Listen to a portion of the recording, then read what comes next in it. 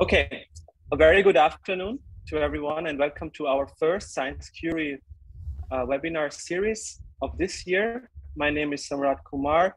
I'm the country coordinator of Euraxis India, and together with the French Embassy and CNRS, we are going to bring you a very exciting and truly fashionable session today. Today, we will talk about the role of artificial intelligence in the fashion and design industry, which has been a very trendy topic and very cross-cutting topic these days. And we are very excited that we can dedicate today, this afternoon, to a session which has many implications also for our day-to-day lives. Fashion and design have shifted their access from physical stores to social media-friendly spaces. And there are several applications of artificial intelligence which help in the molding of the design industry in the future, but which also leads to several open-ended questions. And we have invited today distinguished speakers from France and India to address some of these important and intriguing questions. Let me now welcome them and briefly introduce them to you. I start with Dr. Tawhid Chitoui. He's the president and dean at Ivan City School for Technology, Business and Society in Paris, Cachan. A warm welcome to you, Dr. Tawhid. Hello, everyone. Next, I would like to welcome Dr. Jignesh Kakar. He's the dean at the NID Gandhinagar campus. A very good afternoon and warm welcome to you, Dr. Jignesh. Good afternoon. Thank you. Next, it's an immense pleasure to welcome Ms. Hema Malini Padmanabhan. She's the Director for Business Development and Customer Success at Stylomia. A warm welcome to you as well, Hema. Thank you. Thanks, Samrat. And last but not least, a very warm welcome to Ms. Lila Perrault. She's working at Mossi as a project development manager, joining us from France. Very warm welcome to you. Thank you, and hello to everyone.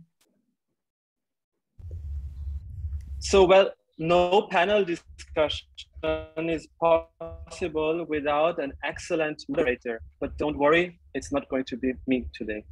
Rather, I have the great pleasure to invite two of my dear colleagues, Ms. Ambika Anil Kumar and Dr. Srini Kaveri, who will be in charge of moderating the session today. Ambika is the Deputy Attaché for University and Scientific Cooperation at the French Embassy. Warm welcome to you, Ambika. Thanks, Samrat. Happy to be here. And of course, I don't need to make an introduction for Dr. Srini Kaveri. Everyone knows him, the director of the CNRS office in India at the French Embassy. Srini, it's always a pleasure to have you with us. Namaskar. Thank you very much, Samrat. Thank you. Pleasure to be here. Yeah, thank you so much. So I'll just mute my mic immediately and hand over to Ambika and Srini. Thank you. Good. Thank you, Samrat. I'll let Srini tell his story as usual. He starts everything with very interesting stories. So over to you, Srini. You will see whether it is interesting or not later on, but let me start with the story, okay? The moment you think of CNRS, Centre National de la Recherche Scientifique, you would think, oh my God, it is hardcore science. Obviously it is, and it is one of the most prestigious research organizations in the world with 33,000 scientific staff working in 1,100 units in France, plus our representations and associated collaborative laboratories practically all over the world. And we don't do only the basic science, but in a few minutes I'll talk about the way we transfer the basic science over to applied industrial applications, etc. But before that, I would also like to say that CNRS is prestigious, as I said earlier, because we have at least 22 Nobel laureates amongst us and 12 Fields medals. So that makes it a scientific powerhouse. But what a scientist, a basic scientist, is doing in fashion today, or you may be wondering, and the link I'll tell you in few seconds. But before that, I have a small story. See, I'm a veterinarian. I did my veterinary school in India and then went to Pasteur Institute for a PhD for 5 years, and then I go to Southern California, high five, fast publishing very well and all. But for reasons, very interesting reasons actually, I come back to France. And then I come back from Southern California, a lot of pushy ideas and this and that. And so we started working, and then one beautiful set of data, we started working on the immune system. I will not bore you with a lot of immunology. We collected a huge amount of data, and if it were today, it would have been called big data. But those days, we collected beautiful data on children, young adults, pregnant women, elderly individuals. We saw the behavior of the immune system in health and disease. And so here I am with my students and then the chairman of the department. I display these results. I say, okay, we have these results which are extremely interesting from children, etc., etc. And this will be my first figure. And let me go to the second figure. You know, I'm a scientist mode, publishing fast, publishing quick. And then the professor, the chairman of the department, Michel Kazachkin, says, hey, wait, why are you in such a hurry? It's such a beautiful piece of data. It was spread all over the table. Beautiful piece of data. Let's appreciate that. It's like an artistic piece. Oh my God, I thought, I come from Southern California. I just wanted to publish as quickly as possible. That was the way I was looking at. But a scientist with a very artistic approach, meaning even in science, you can see arts. That's the way, I mean, at least that's what he made me understand. Anyway, I'll cut the story short to tell you the philosophy of how in France, art and artistic view is practically seeped all over. So in CNRS, although we are doing basic research, we work with major industries like Thales, Total, Schneider Electric, and L'Oreal, for example, even in India. So there is a strong link between basic research and industrial application and its usefulness for addressing the societal challenges. Now, over the last few years, we have been hearing so much, there is so much development on artificial intelligence. And thanks to Samrat Kumar and Euraxis, last year, I organized, along with some of my colleagues, 4 experts, just like today, on artificial intelligence and health. And mind you, there's a beautiful data coming up and lots of extremely interesting and important applications of artificial intelligence in health, particularly in India, where now although internet is spread out everywhere, hospitals are not there everywhere, in nooks and corners, in the villages, in the remote rural areas, and how artificial intelligence has allowed these people living in remote places to access health thanks to artificial intelligence. And that's the beauty of one of them. But today we are shifting the gear, and with Ambika we are going to discuss, and we are going to have very constructive and interesting discussion with 4 experts on artificial intelligence and fashion. And so before I start asking questions, I'll probably have Ambika say a few words about that, and then we'll start talking to 4 experts. Ambika, is that okay?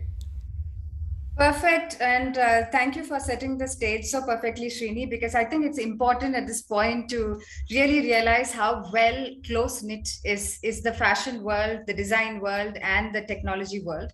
And that is why we have, this diverse people present as our panelists today here.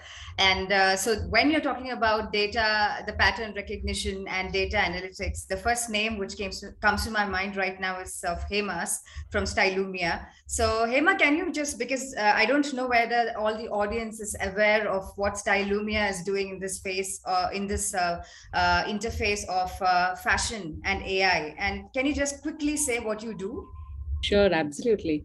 Thanks, Ambika. So at Stylumia, if I have to, before even I talk about what is it that we do, I'd probably take a minute to say why we went on this road, right? Why did we even build a company to combine AI and give fashion insights, which nobody was actually treading upon when we started this. The whole idea being fashion today is all about the consumer, right? And I'm sure most of us would agree to this. Every bit we create is for somebody to appreciate. Now, if we create a lot that nobody appreciates, then we are actually designing for the junkyards and the dump fields, right? Now, no designer wants to be in that position. And that is the problem we want to solve, that let's create things that people will love and appreciate. What we do at Stylumia is we collect data at internet scale, and we enable you to understand by region, what are people actually liking. So if you want to understand what are the dress trends in India, is it super ethnic wear, or something what the motifs are very ethnic, or is it micro florals that are doing well in India? You can understand that. Not just India, you can sit here and design for South Korean market by looking at the data. So that's one part of thing. And the second part of what we do is we also collect data from customers. Now, large enterprises who've been around for decades, we can take their data and also understand how much should they make for their next season. So if there is a top that is going to come out from one of our customers, let's say 6 months from now or 7 months from now, we use data to tell them this can only sell 1,000 pieces. Don't make more, right? So we kind of balance the what to make for a region and how much to make, and that's what we do. Great, and thank you for sharing what you do. And that brings to my next question for you again, to just set the stage right, to Hema. So I know that you have been looking at data patterns and doing a lot of data analytics for quite some time, but now we have a new era. Like we say, AD and BC, we have pre-pandemic and post-pandemic, right? And so there has been a lot of difference in the consumer behavior, in your approach towards the consumer in dealing with data. So do you think this has led to a lot of expansion in your field? Absolutely. I think, with post-pandemic, one is everybody wants to regain the market share now, because now is when the purses are opening and people are looking to spend. A couple of big changes is how deep are we going using AI in personalization? If acquiring new customers is another big trend that's happening. If I were earlier working out of a multi-brand retailer and I have set up my own website now, how do I acquire a loyal customer base? And that's not just one-sided, right? The loyalty is always two-sided. It's two sides of the same coin. So what do I give back to the customer from what I've learned about them? And all of these trends are picking up really, really post-pandemic. And second is, post-pandemic has also opened up a lot of sub-crisis. For instance, the shortage in fabric. There's a small transport crisis that occurred post-pandemic, where we weren't able to get raw material across very fast. Now, what does it matter for customer is, will that impact the retail price at which they buy products? Now, that's a second or third subset that we are also observing post-pandemic, trying to maintain the prices, but struggling with the supply chain issues. Okay.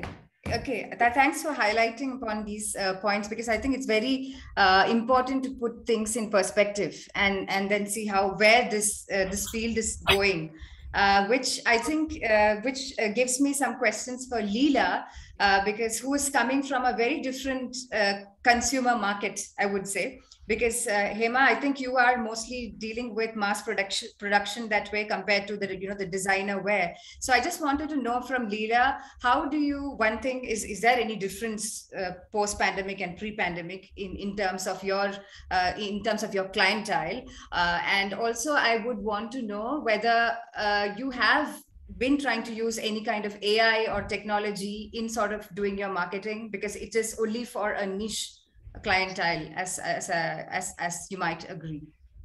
Yes, thank you, Ambika. So as Emma was saying, like, it's very interesting, like, to use AI and to use data for knowing what the consumer wants and everything. But for the kind of market I'm working in, with mostly with like a designer, working like a new designer, so working with a small range of clients. For us, it's more about creativity. And using AI with data could be useful, knowing what people like, but it can be like a problem with like all the stylists and all the creative process that is at the heart of our business. So that is one point. I mean, we are using, like, of course, digital and technologies, because it is helping to be known, especially worldwide. And for the production, we are using like new fabrics. We were talking about, like, when we were in Bangalore, the milk fiber, that we are doing clothes out of milk. which is like a sustainable process. And so when we can put technology, every kind of technology, to help reduce the waste or to help building like a sustainable product, of course we are in. But for now, we are more into like a small process, like creating new clothes and presenting it into the fashion week. And then we have like small clients, so we are producing and selling what we're asked for. So we are not facing that kind of troubles. And about like the post-pandemic and pre-pandemic, we can say that COVID in our business has put like a digital in front of the business, the fashion scenes, even like for fashion weeks. It was very useful to have digital show. They did like for the first year in March 2022 the Metaverse Fashion Week, helping like to put creativity, but as well like according to me, we have to be careful in order not to let the tradition alive at the same times.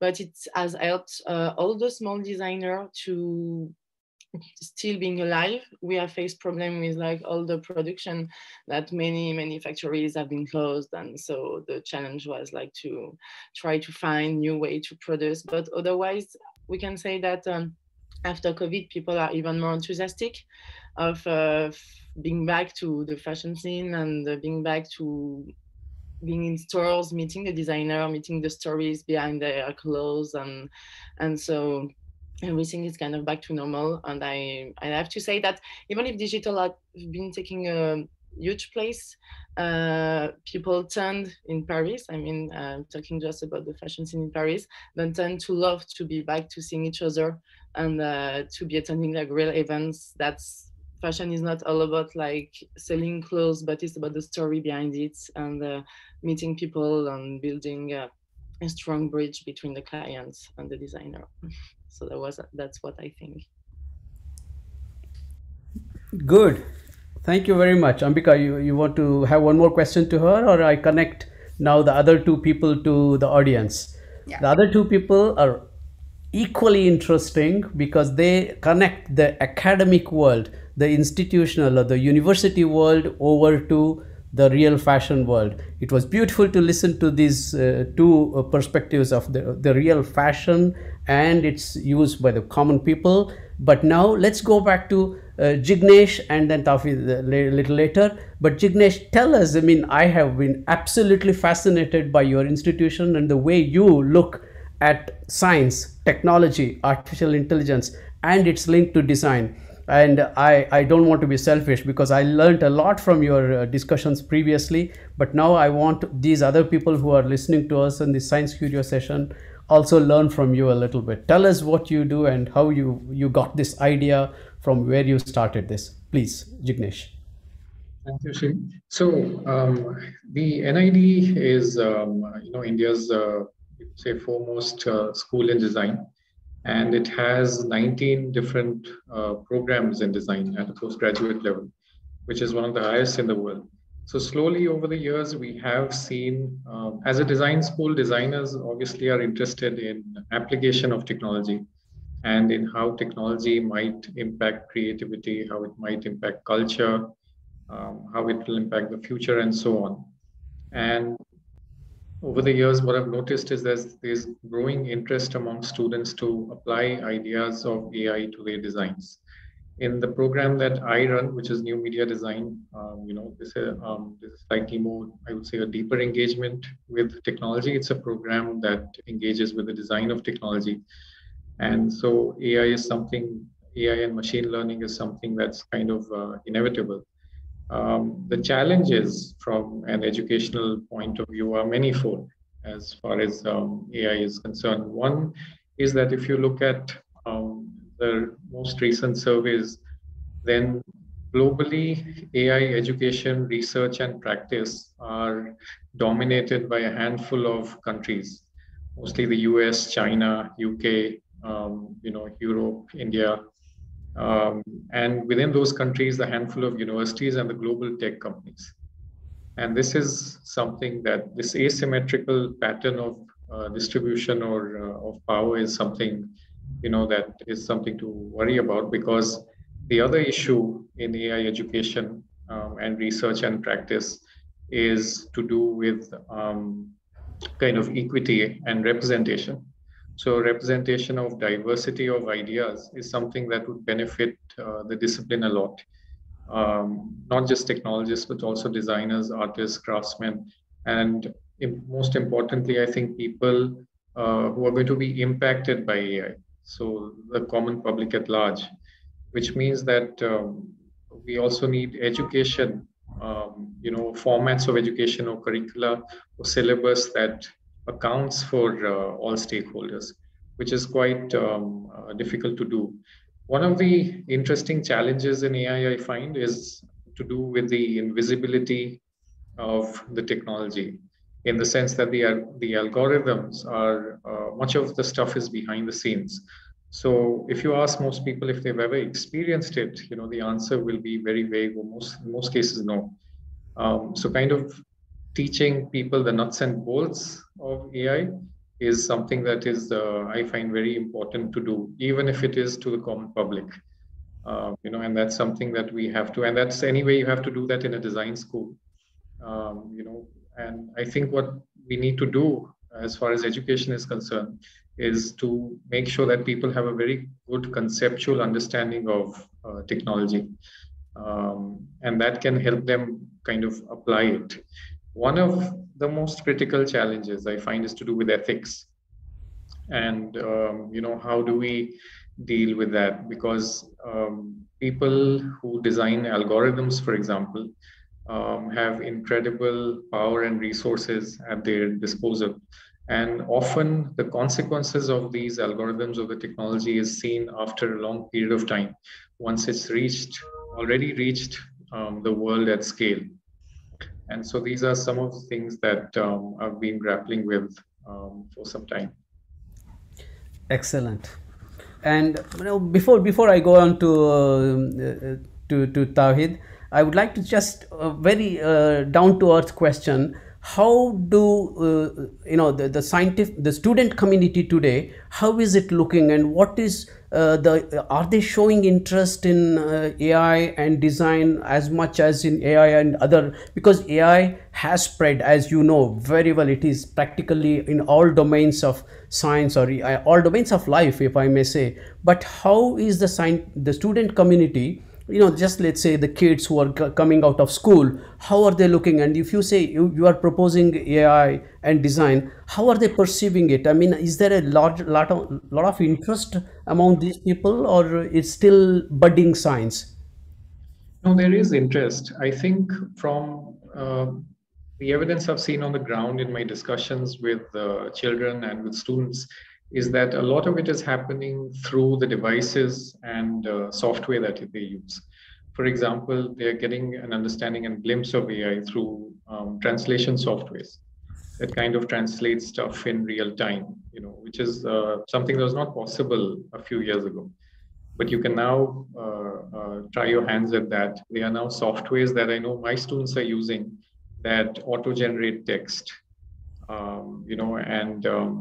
That's also very interesting because it's already, the tech is not very new, but it can be used in very interesting and undesirable ways as well in an educational setting. You can get entire reports and essays generated. So, how do you deal with that? Students, for example, in my program have been exploring computer vision and AI and machine learning for long. Just today morning, I was talking to a student and describing how a few years ago, a student proposed a conceptual project for blind people or visually impaired people, where they could take photographs using computer vision, using basic capabilities like scene detection or scene object detection and object recognition. And as they pan the camera, I would describe this scene to them orally, and that would help them compose the scene and take pictures. So there is, I think, as long as they have a conceptual understanding of what's going on, they are able to apply it well, and creatively. I think that's already starting to happen. Excellent. Great. Thank you, Jignesh. Yes. Yeah. So I just wanted to, it should actually automatically leads this question to Tawheed, because we have been discussing about bringing a totally new generation to learn AI and the practices very differently. And of course, ethics is a big part of it, because it totally depends on what they experience in Tawheed's language, not learn. That would lead to a better tomorrow, a better future in this interface. So I want to know from Tawheed, who is actually constructed this whole university comprising of the business, technology, and ethics units together. How do you train your students, and what kind of encounters do you have when you have to deal with ethics and AI and society and aspects like this? Because if I understand right, we cannot teach ethics to a student. So how do you do that? For sure, when we think about AI, this big revolution, we generally have a focus on the fact that AI is a new jobs and a new technology. But for us, it's first of all a new practice and a societal issue. AI is not only a question of technology and jobs for experts who are able to more develop new technology. For sure, it's the case. That means we need actually more and more experts and practitioners of AI, machine learning, data science, data engineering, data management, data governance, etc. But the real challenge of our societies is how to introduce the practice of AI in all the industries, because it's like this that we will be able to transform our industries, to have a better performance, to have a better competitivity, because this is the question really, how all our companies will be able to accelerate, to improve their operations using this technology. And not only with experts on AI that we will do that. We need that all the managers, all the functions, all the jobs, all the industries will be able to understand this technology. And it's complex. AI, the ecosystem of AI is very complex. That means this is what have the big difference between AI actually and internet or electricity, the past revolutions that we have. AI is much more complex because we are dealing with data and the quality of the data. We are cloud computing, transfer of data, hardwares, interfaces, algorithms, applications. So there is a lot of complexity in this technology, which is very new, and this black box of AI, which makes the acceptability of AI very low. Second question, it's a question of technology for sure, but we know that the AI of tomorrow will be low code or no code, and we will not be able to create and recreate the AI, but how to put it into practice and how to consider the societal implications. This is the main and the most important challenge that we will have in the future. And innovation is not sustainable if it is not in link with societal issues. If we don't consider the impact on humanity, if we don't consider the impact on the society, and this is which will make this big revolution sustainable. And that's why we need not also to give the capacity to create this technology and to implement it in our industries, but we need to give a very big impact on our future conceptors of this technology. And so they are aware of all the human and societal implications. And it is not so easy. And because you said that means teaching ethics of AI, it's not so easy. It's not by putting students in classrooms with ethical courses that we will make them responsible. It will be so easy like this, and we will be all very responsible. The real challenge that we have, and which is complicated, is to nourish their spirit with this ethics aspect, not only teach and giving them definitions and concepts of ethics, how to nourish their spirit. That tomorrow when they will create the technology, they will be very aware and sensitive to these questions, because there is a lot of problems behind AI. There is biases, robustness, securities, etc., etc. So there is a lot of issues which will make that this technology will be positive for the society and humanity or not. And if we assure our role as an higher education institutions by nourishing the spirits by these issues related to ethics, it's only like this that we will have less risk tomorrow that this technology will be used in another way and in the wrong way. So we try at Ivancity not only to position the ethics as the transverse, because it's not separately that we will create this integration between ethics and technology, because it needs to be integrated. If we create just bricks from one side ethics, from the other side technology. It doesn't work. I have the ingredients, but I don't have the receipt.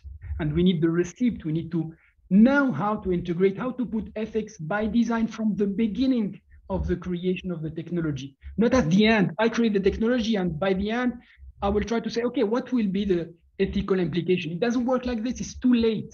It's from the beginning that we need to consider all the ethical dimensions. So we try to put all the ethical part of our programs integrated within the different technological programs. So it's not related or independent courses. It's each time we will speak about algorithm, about technology, about data, we will speak within the same course, the same lecture with professors, what are the ethical dimension of all this technology. And also within the project, we have a big part in all the projects, which represent like 30% of our programs, this real project that students work on. We have very big part of the evaluation related to the how students consider the ethical dimension when we will design the technology, when we propose or interact with companies. And we also, for example, have as a condition of one of the conditions to obtain the degree is to have our students needs to have in addition to all the internships, etc., a mission of 6 months within an NGO in human mission. That means poverty or diversity, etc., because we think that it's like this that we will much more impact them and make them more sensitive to the humanities issues. So we try to have a lot of different things in order to make this, even if we are a school of AI and we have robots everywhere, etc., put humanity as the final issue, because it's like this that we will create a sustainable and an AI of trust and responsibility. Wow, Tawhid, that was absolutely fantastic, because moral lessons are not learned only in the classroom, as you said. Okay, today between 4 and 5 p.m. we will learn the moral lessons and that's it. No, that doesn't work. I like the way you look at the ethics, how it interferes with every aspect right from the beginning. Now let me go back to a very fundamental, very down-to-earth questions to all of you, but more in particular to the university people. I mean, two of them, Jignesh and Tawhid. See, when we discussed about ethics, being important, and then how it is taught right from the beginning. But tell us, once again, I'm sitting in the position of a student who is looking at you two people now. What can I learn, and where can I, how do I approach you two people? But tell 1 or 2 words, if it's possible. You already touched upon that, about interdisciplinarity.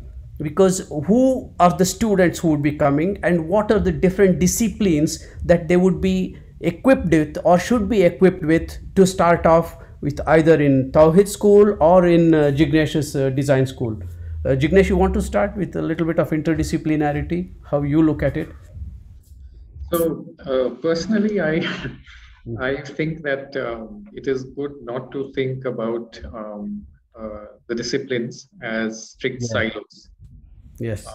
So whether it's interdisciplinary, cross-disciplinary, multidisciplinary, or even anti-disciplinary, the problem with all of those is that you get stuck in these vertical silos.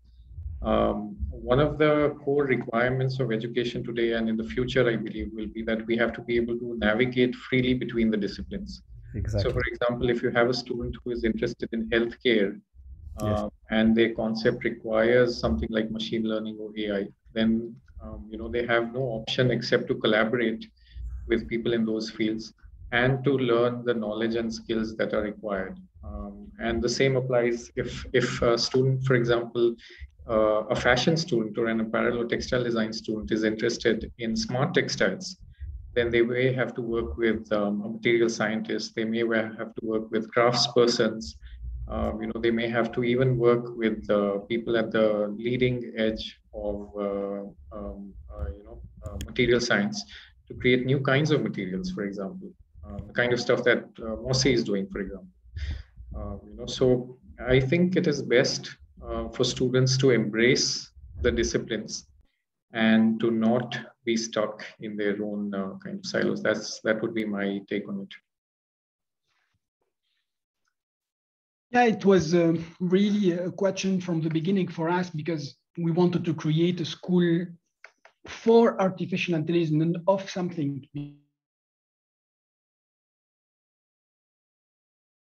I think there is he frozen?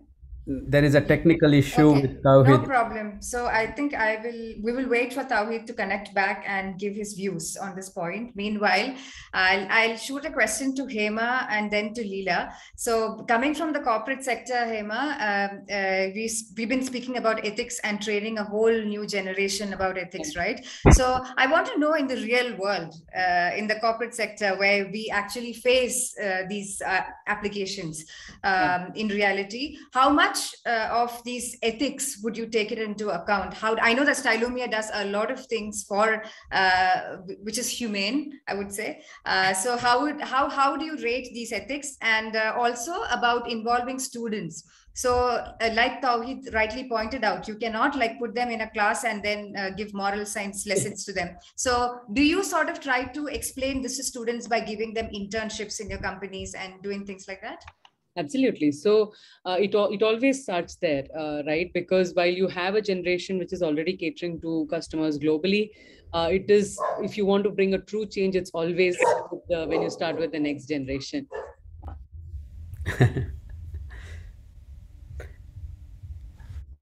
I can see somebody very Yeah. much involved in the discussion. Somebody wants to raise a Yes. voice in the background. So, did you finish, Emma? That. No. It's not it's just my two dogs. So I was saying that it always starts with the generation that's going to, going back to the corporate and going to start their careers. That's where you bring the influence the highest. So when we take interns, or even when we train new set of trainees at our customers, we always try to inculcate the why, because AI is just a means to get a job done. It is not, you don't adopt AI because you like AI. You adopt it because it will help you get something done. And I think I spoke about this earlier as well.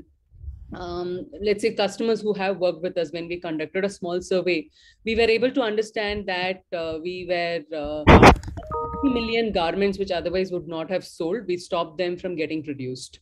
Now that's huge at scale, that's huge savings for everybody. Now this was not done by AI. While AI gave recommendation, it's the next generation of designers and buyers who took the insights and who acted upon them. And they did it consciously, because they just don't want, of course they want to make money, that's what corporate is all about, but also with a conscience, right? They did not want to make money in the same way where 1 out of 3 garments sell, and we break our heads about what to do with the other 70% that's left and that's not moving, right? So you create an impact, not just by looking at sustainability through one lens. I really liked how Tawhid was talking about, you take one, you can't make anything and then look at, okay, what do I do now? How do I make it sustainable now? It has to start at the beginning. I just written something to one of the questions that had come. If something will not sell, don't make it. That's the first step you need to be. That's the most ethical thing you can do. Right? If you are in a corporate, and if you're responsible for millions of dollars and millions of trees, stop making things that won't sell. Right? And stop it at the beginning. I think that's what is my take on it. Thanks, Emma. Very, very, very good take. And that sort of brings everybody on the same page. Tawhid, we'll just come back to you. I know that you lost the connection, but just not to break the flow, I just wanted to go to Leela quickly about this point of student training. Of course, the ethics part, you are welcome to answer. But most interestingly, I just wanted you to highlight, when I know that you have internship at Les Ateliers Ali, which you manage the school. So I don't know whether you send the students internships only in the background of textile or embroidery and things like that, or do you sort of give them an exposure to the technological areas by making the internship a little bit diverse and making them understand the real life practices? Yes, thank you. So yes, Mosi is a brand, but he has also created like a school, Les Ateliers Alix, which aim is to preserve like the haute technique couture French at Technique Couture. So it is important for us that our students evolve following a traditional apprenticeship of haute couture technique by hand, and then leaving our school with an important technical background. However, as you said, Ambika, we encourage them to diversify their skills and not to disconnect from the evolutions that accompany and shape the world of fashion.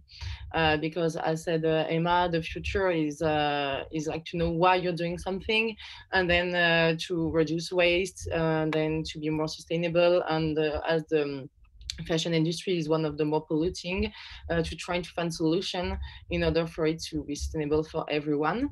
But still, they do like internship, our students, every year during the 3 year of their training. But it is still into fashion brands.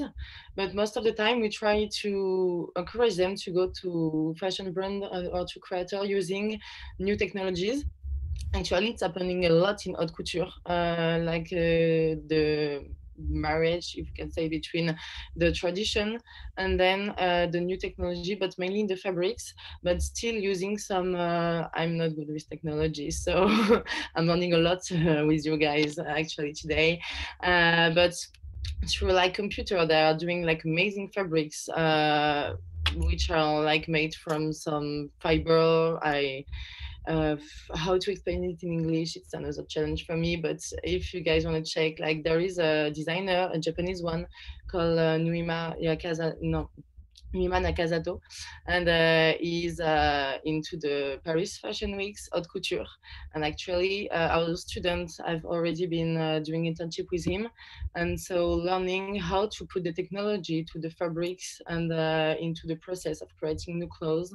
And we have many creator, actually designer, taking our students into that kind of internship. And so for us, it's very important for them not to be disconnected. Even if in our school we do not have a course or classes teaching them the AI and technology, we just want them like to be aware that it does exist, and that's something they will have to deal with once they will be like in the professional world. So yeah, that's it. Thanks for clarifying. I think Srini, we can come back to Tawheed, what Tawheed left us on hold. Yes, Tawheed, please. I'm sorry, I have a problem of connection. So no, I just say that in order to avoid to be in disciplinary approach, the idea was to focus on the recruitment, on the job market needs. So that's why in the beginning of designing our programs, our first step was to conduct a study of recruitments. We like have interviews with more than 200 recruiters around the world who are focusing on AI experts. And the idea was to design program not around a list of courses and credits and hours and teaching hours, etc., and classrooms, but around skill blocks. We created all our programs around 6 to 7 skill blocks. A skill objective or learning objective, we have something which is more interdisciplinary. And that's how we try to create this hybridization of disciplines. It's a lot of work, interaction of our different professors coming from different disciplines. But it was the idea to cut with this logic of programs, which is organized by module, which is very disciplinary, and by integration of different skills. I give you just a concrete example of a learning objective or a skill that we are looking for, and you will see how it is interdisciplinary. For example, analyze data by identifying anomalies and gaps in order to evaluate their quality and their potential for exploitation, and implement the necessary correction and improvements to answer decision-making needs. This is one of the main objectives that we have in the data aspects. So we see here that we need the capacity to analyze data, which is all about data analytics and about more technical skills, but also this capacity to identify biases, anomalies, and to see the gaps in order to improve the quality of data, because what is very important in data is not the quantity, but also the quality and the fact that it is smart and good and not only big, with all the implications that we have on environmental side, and then how you will be able to use these data and to implement the corrections in order to answer the business need. So here we have business, ethics, algorithm, techniques, and so we are much more oriented to this way of thinking the components of our programs are organized like this, which make from the beginning our approach very integrated. Excellent. Thank you. Yeah, and I think Srini, that sort of sums up a lot of things, because when he talks about these different components which are very versatile, which requires very different level of training and backgrounds, but at the same time you need all of this hand in hand for us to produce generations of good practices and good technology and innovation. So as a CNRS head in India, I actually wanted to ask you, because all these things requires money to even have skill development program and to have projects put together. But we are coming from a very different setup, which was, maybe if you ask 15 years back, we were very isolated in our own world, I think, the scientists. I'm saying we because I'm also a researcher like Srini. So we never thought that we would club, fashion and design and technology and everything under one school. So I wanted to know, what is CNRS, which is one of the major funding research bodies of France, think about such a transdisciplinary approach? Would you fund it? Well, let's take the question one by one. I mean, it's very direct. Would you find it? Yes, I do. No, I'm kidding. So see, Jignesh pointed out very smartly. He at one point said, we cannot work in silos and we have to collaborate. And the same thing was, Tawhid gave example of how different domains, they cross talk to each other, and therefore it's important to collaborate. So I'll give you, before I say yes, we have several mechanisms for all of you, I mean, not just the panelists, but all the people who are sitting out there and listening to us, how to connect with or between the industrial and academic world. There are many mechanisms that we propose. But before that, I just would like to take one example. This tells the importance of collaboration. Some of you who attended the conference organized by Ambika and AI on Fashion in Bangalore, the presidential conference, there was one person whose name was Hemant Sagar. Hemant Sagar has a beautiful project, absolutely fascinating project. He works on fabrics made out of rami. May know about it. It's like silk, cotton, etc. Rami, Ramie. You will find out, Tawhid, if you wish to know more about it. But the reason I'm mentioning is Hemant on one side, I don't know how to tag him. Is he a fashion designer? He's a creator. He's many things. At the same time, when we discussed together, when Hemant sat with me to discuss the very basic fundamental cell biology of this fabric, of this plant, the plant cells, the cell membrane behavior, the biophysics of that I was mesmerized. I mean, I was really amazed at the amount of interest that he shows. Not on one end of the spectrum, he has this very fashion design, he does that, and at the other end of the spectrum, he goes to the in-depth science behind that, the technology behind that.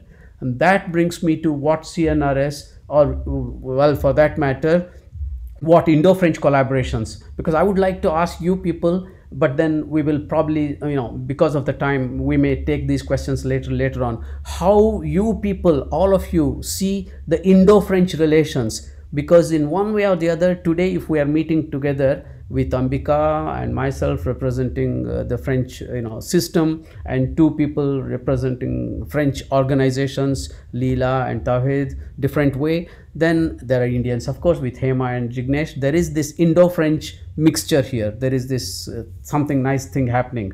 But what CNRS proposes is that when you have an interesting idea, just like Hemant, who was interested in understanding more about the cellular aspects, the molecular aspects, then he connected with scientists in Lille, in CNRS actually, and then we are now building a project on addressing some of the properties of this fabric, or the cell membrane properties, and to see how we can understand more about this. Similarly, for all of you, if you have interesting questions, please approach us, and we will find ways of constructing a project either with the industry or with the academicians that we have.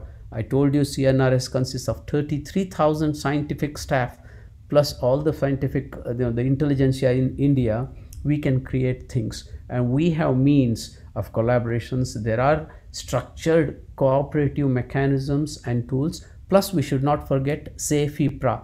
CEFIPRA stands for Indo-French Center for Promotion of Advanced Research. Let's make it either in English Indo-French Center or in French CEFIPRA. Please note it down, CEFIPRA. This allows you to think of research projects, collaborative research projects, industry academia research projects, workshops, and many other such opportunities. I'll not go into the details today, but if you have any questions related to how you can connect with the, between the two worlds and how you can raise some fundings, please contact us. I'll stop here, but then I think, Ambika, we should take some questions because of one or two questions which are very interesting out there from the audience. Why don't we take them, please? Sure. So do you want to club the questions and I'll take them, Srini? Or do you want me to start? Or you can go ahead. You can go ahead, because you should go back to Bhavna's question. Hema already answered to some extent, but let others also benefit from that very quickly, if you don't mind. Right.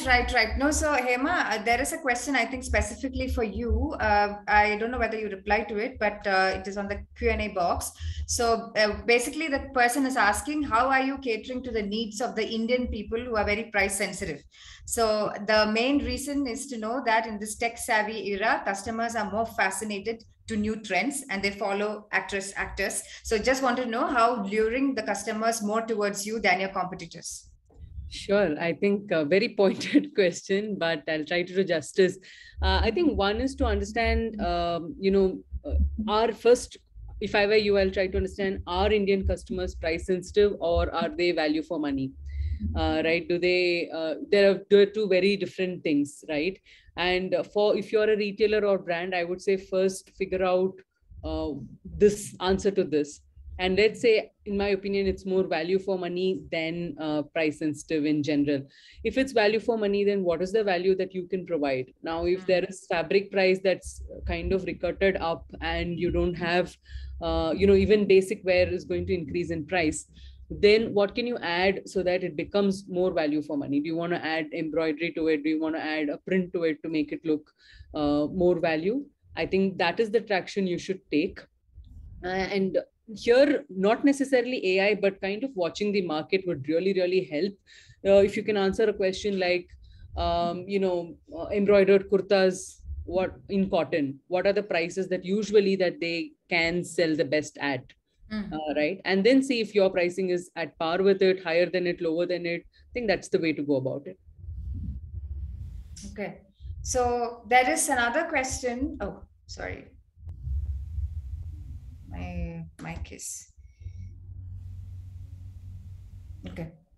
Yeah, there is another question about it's I think it's related to the post-pandemic era, that how did it make this field more complex and competitive for the producers to sell their products in this new normal trend? So I think maybe it's also for Hema as well. So this is towards the end, right? The question's towards the end. Yeah. I think there's a beautiful buzzword right now called D2C, where there are so many companies enabling enabling a lot of variety of brands to go direct to consumer. And I think that is one of the biggest trend burst, I would say, post-pandemic, which is hitting consumers directly and trying to win in the D2C world.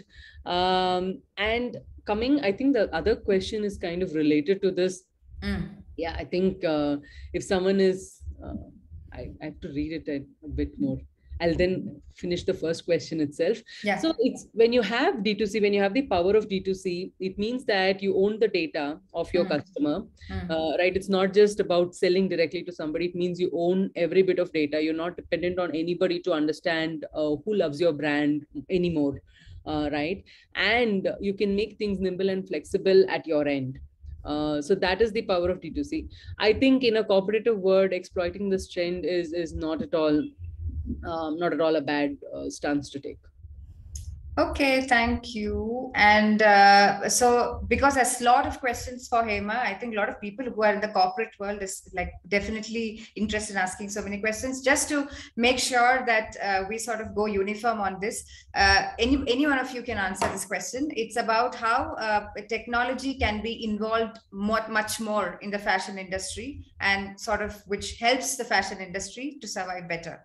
So that is one of the questions. And so any one of you can give your perspectives. You should name the person, otherwise they would be waiting for you to name, I guess. Tauhid, do you want to say something about it, since you deal with AI in different sectors? Yeah, we could have a lot of applications in order to help fashion design, development of fashion design. We have all the aspects related to data. For instance, first, how to use the data, because we know that fashion design, there is a specific relationship with customers, and the new paradigm of fashion design industry is not about how to capture and to get new customers, but how to keep this relationship with customers, how to improve it, and how to move from massification to individualization. And this needs a lot of data and its algorithm in order to personalize the relationship, because we need, in fashion design and in luxury design in general, also we need to have this customization and personalization of the relationship with customers. So we have a huge amount of data today coming from different reports and different ways related to internet, particularly to the all the data coming from different supports. And so how to use these data to have a better understanding of the need and to have a much more personalized relationship with customers. We could use it also for supply chain. We know that we need, and we have an issue related to supply chain today, and especially when we speak about the environmental issues. So how could optimize the supply chain operations within the fashion and design industry.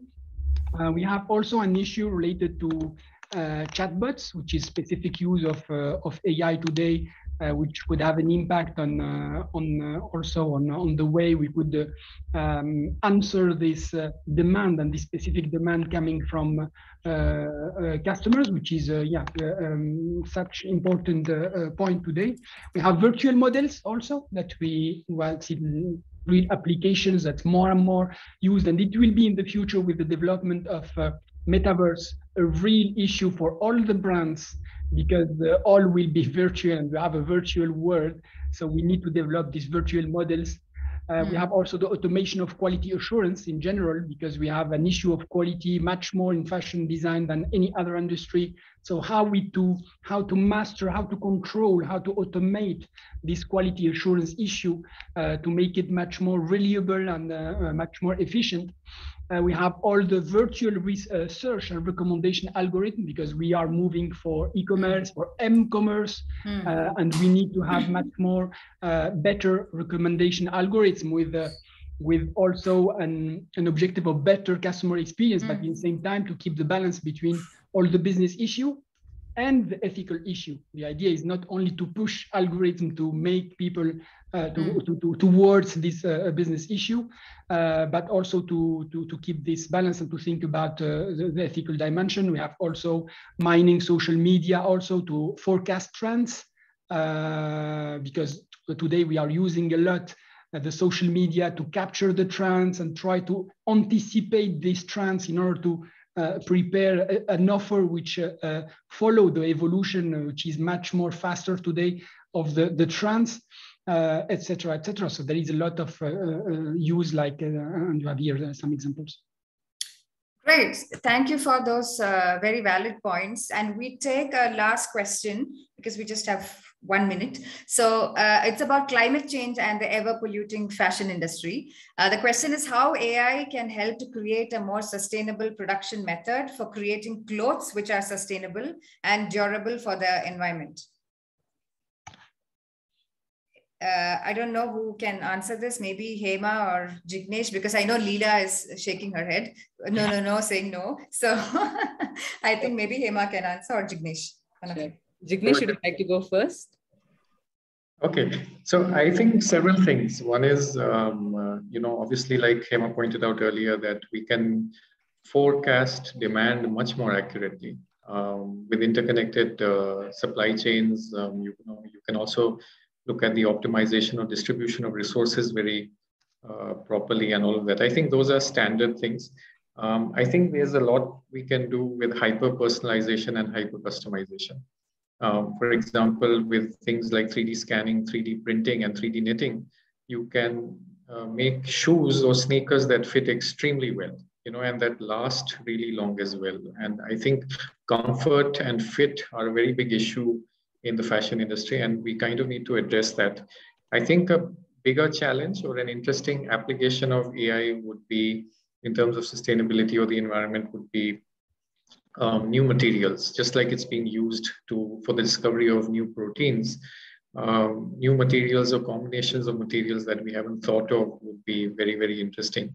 And then there are some kind of really difficult challenges for AI, which are to do with human behavior.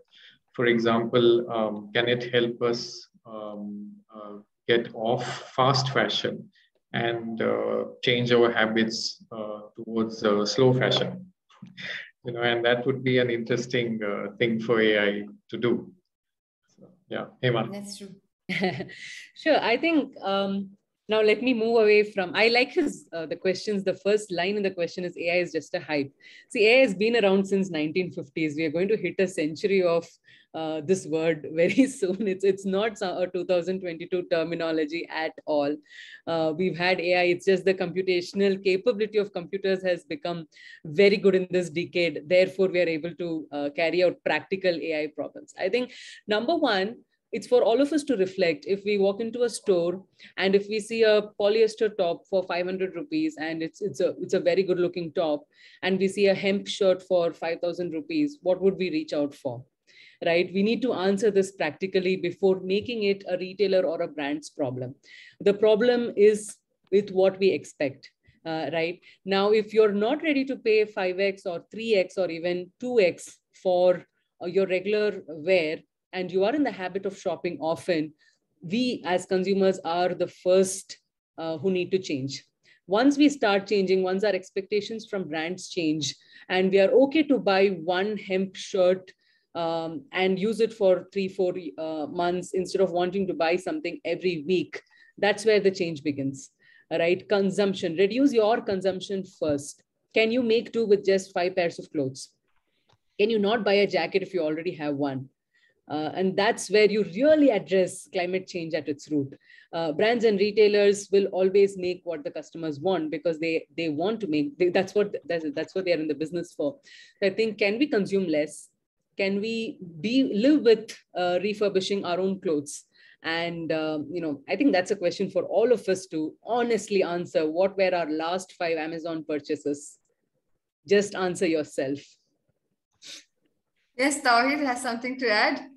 Yeah, something to add about data, because we are today thinking about big data and algorithm of AI, but I don't know if you know that the carbon footprint of an AI algorithm running on GPT-3, which is an AI created by Microsoft, is an equivalent to a round trip to the moon by car.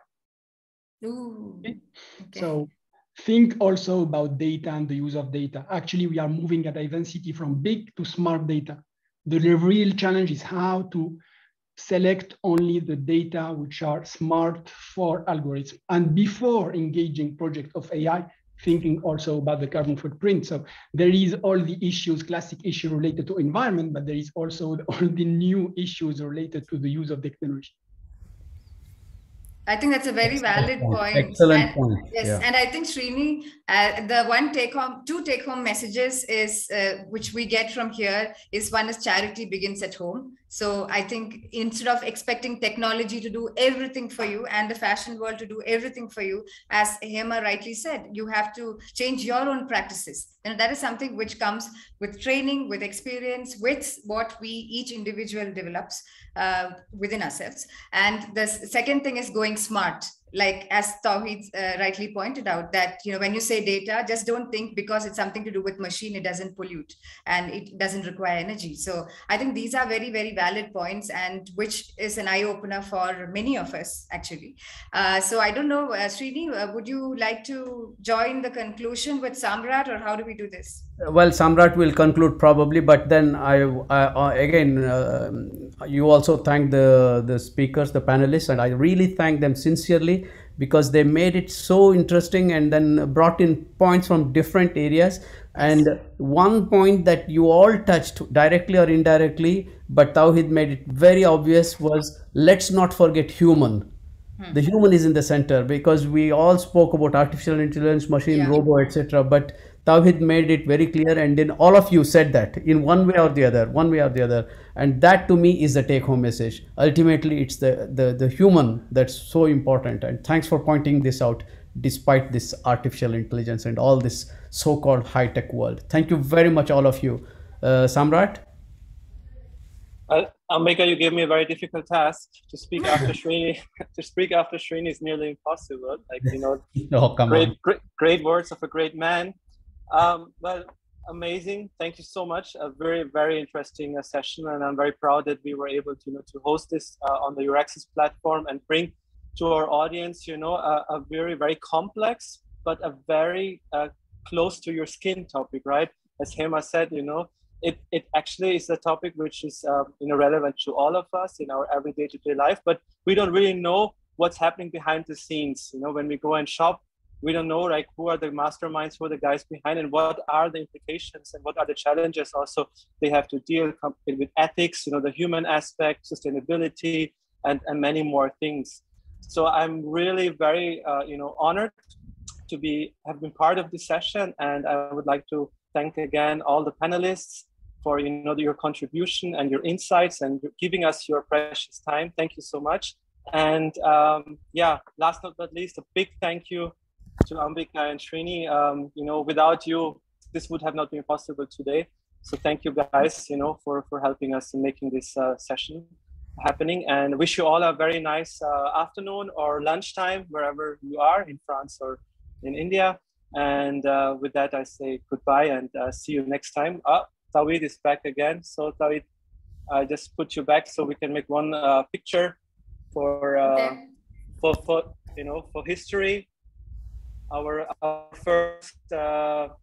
first session on this topic. So I'm very happy. Let me just do this quickly with a screenshot. Okay. So, okay, that's it. Thank you so much for staying on, and see you around. Thank you. Bye-bye. And hope to see Thank you all you soon. very much. We have to really work together. Yeah. More so. Thank you. Bye-bye. Thank you. you. Bye-bye. Bye, everyone. Bye.